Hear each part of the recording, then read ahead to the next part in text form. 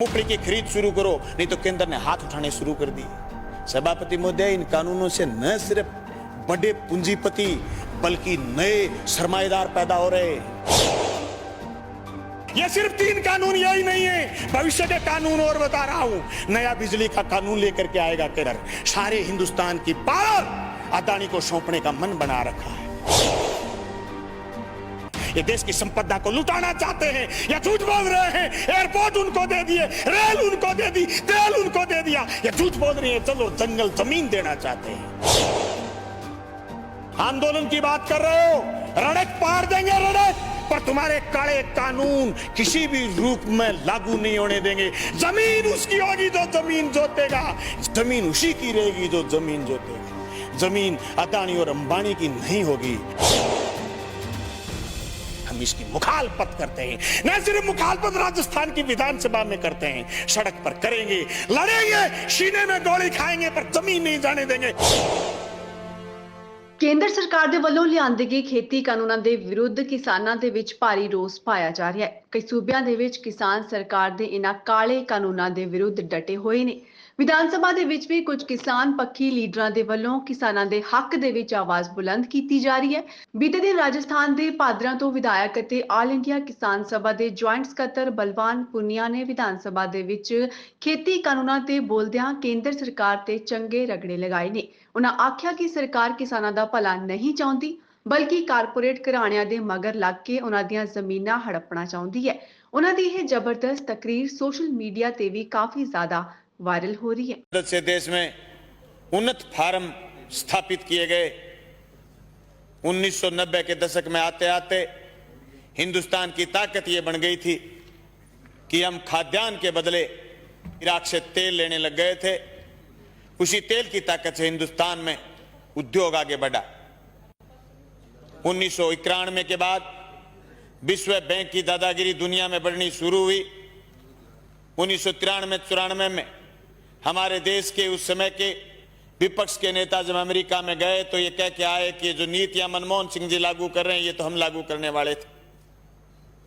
ये तीनों अध्यादेश जो केंद्र लेकर के आया, जो कोरोना के संकट में लेकर के आया है, जो रात के अंधेरे में लेकर के आया है, जो बहुत प्रचार करने की जरूरत थी, उस प्रचार की बजाय दबे पांव लेकर के आया है। ये तीनों अध्यादेश जो कानून की शक्ल ले चुके, जिस अध्यादेश के बल पर ये बात कह रहे हैं कि हम देश के किसान का भला करने वाले हैं, अभी बिहार में पता चल जाएगा। बिहार में इनका ट्रायल, ये तीनों अध्यादेश के बिहार में 2006 में एएमसी टूटी थी, अब बिहार में इलेक्शन भी। इन तीनों अध्यादेशों से किसान का कितना भला होने वाला है पता चल जाएगा। ये सिर्फ राजनीतिक बात ही नहीं।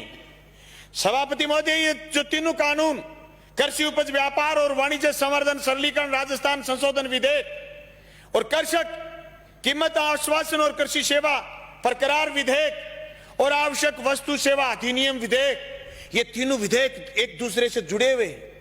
सभापति महोदय, ये विधेयक तीनों अलग अलग नहीं पढ़े जा सकते। ये विधेयक उस चीज का रिफ्लेक्शन है जो एफडीआई से बाजार काबू में नहीं कर पाई केंद्र की सरकार, पूंजीपति काबू में नहीं कर पाया। यह आवश्यक सेवा वस्तु अधिनियम तोड़ करके बाजार पर काबू करना चाहते हैं। सभापति महोदय, यही नहीं कि मंडी से बाहर जो ग्राहक बता रहे हैं, किसी ने नाम नहीं लिया सुबह से कि ग्राहक मंडी के बाहर कितने किलोमीटर दूर खड़ा होगा, ग्राहक कितने कौन से गांव में खड़ा होगा, ग्राहक किसान की फसल खरीदने के लिए किसान के खेत जाएगा या उसकी डोर जाएगा या फिर गंगा जी के घाट पर जाके खड़ा हो जाएगा और यह कहेगा कि मैं तेरी जींस 1000 रुपए क्विंटल में खरीदूंगा, देनी है तो दे, नहीं तो गंगा जी में डाल दे। यह आश्वासन आज तक, जून से लेकर के आज तक किसी ने दिया नहीं। सभापति महोदय, कोरोना के संकट में अगर देश में कोई चीज जिंदा थी वो थी कृषि, और कृषि संकट को आज वापिस तेजी से गहराने का प्रयास किया जा रहा। ये मेरे बड़े बोले भाई कह रहे थे कि कृषि को उभारने का काम किया जा रहा, नहीं, झूठ बोल रहे हो। 2015 में आपने सीएडी खत्म की, सिंचित क्षेत्र विकास विभाग खत्म किया केंद्र ने। झूठ बोल रहे हो, आपकी कृषि को उभारने का काम कर रहे हो। आपने बोनस जो राज्य की सरकारें देती थी खत्म आपने किया। झूठ बोल रहे हो आप, कि किसान आगे बढ़ रहा, किसान की आत्महत्या का आंकड़ा बताना बंद किया, केंद्र की सरकार ने बंद किया। सभापति महोदय, खेती खेती नहीं, ये जमीन भी बेचना चाहते हैं बड़े पूंजीपति के हवाले, इसलिए तीनों अध्यादेश साथ लेके आए। एक दूसरे से जुड़े हुए ये चीज, इनको अलग नहीं किया जा सकता। ये क्यों नहीं बता रहे कि एमएसपी पर खरीदेगा, बाहर भी कोई खरीदेगा तो जी प्रधानमंत्री जी कह रहे हैं, तो प्रधानमंत्री जी तो अच्छे दिन आने की भी कह रहे थे, प्रधानमंत्री जी तो काला दिन वापिस आने की भी कह रहे थे, प्रधानमंत्री जी तो 15-15 लाख खाते में आने की भी कह रहे थे, प्रधानमंत्री जी तो 2 करोड़ रोजगार की भी कह रहे थे, पर हुआ तो नहीं। कैसे मान लें? कागज से मानेंगे, कलम से मानेंगे, लिखित में मानेंगे, और आप कह रहे हैं आंदोलन नहीं है। गलत कह रहे हो आप। पीपली का किसान पूरे देश में छाप छोड़ के गया। अरे हरसिमरत कौर इसलिए इस्तीफा देकर चली गई कि आपकी जमीन, उनकी पंजाब में जमीन, राजनीतिक जमीन खिसकनी शुरू हो गई थी। तुम क्या सोचते हो कि राजस्थान में किसान सड़क पर क्यों नहीं आया? आएगा, राजस्थान में भी आएगा। मैं गया था 25 सितंबर को भादरा, मेरे विधानसभा क्षेत्र में 5000 किसान इकट्ठे हुए थे, गंगानगर हनुमानगढ़ में लोग इकट्ठे हुए थे। अरे राजस्थान में 800 850 मंडियां लगी थी पिछली रबी की फसल तुलाई में, और 30,000 टोकन कटे हुए रह गए, केंद्र की सरकार ने बंद कर दिया था। राजफेड खरीद लेगी तो नेफेड नच जाएगी, इनकार कर देगी। अभी मूंगफली के समय ये किया, ये तो अध्यादेश बुलाने के लिए, सदन बुलाने के लिए बात आ गई, और माननीय उपनेता विपक्ष के और इन्होंने ये प्रयास किए होंगे कि मूंगफली की खरीद शुरू करो, नहीं तो केंद्र ने हाथ उठाने शुरू कर दिए। सभापति महोदय, इन कानूनों से न सिर्फ बड़े पूंजीपति बल्कि नए सरमाएदार पैदा हो रहे हैं।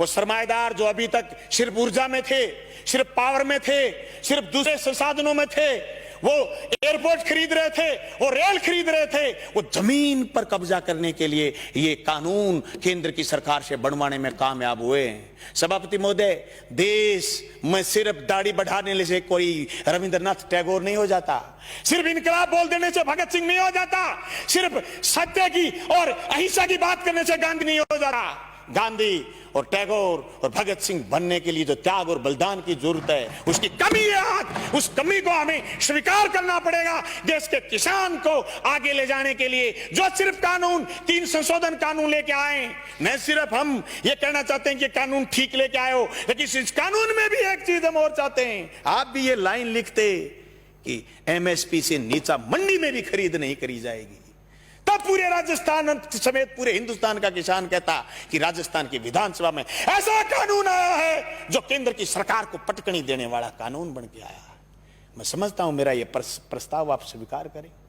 सभापति महोदय, यह मजाक नहीं है कि आप ये कह दो किसी आदमी से कि तेरी जमीन मैं ठेके पर लेऊंगा, जमीन ठेके पर ले ली, और फिर उसको यह कह दो जैसे पेप्सिको ने पंजाब में कहा था कि आलू बोइए, आलू बोलिए, 1 साल खूब खरीदे, दूसरी बार फिर किसानों ने आलू बोए, कॉन्ट्रैक्ट कर लिया, आलू ज्यादा पैदा हो गए, पेप्सी को खरीदना नहीं चाहती थी, एक कड़ा ले आए, कड़ा, और इस कड़े के अंदर से जो आलू गुजरेगा हम तो सिर्फ वही खरीदेंगे।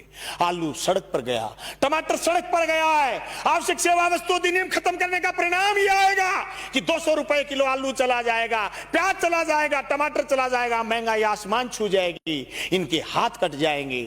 जो कानून आपने मंडी तोड़ने का लेकर के आए हो, मंडी टूट जाएगी, खरीदार नहीं बचेगा, दर दर की ठोकर खाएंगे। किसान के पास जब खरीदार नहीं होगा, जिन्स कोई खरीदेगा नहीं, वो खेती से मोह भंग हो जाएगा। जमीन छुटाना चाहते हैं, लक्ष्य जमीन छीनना है।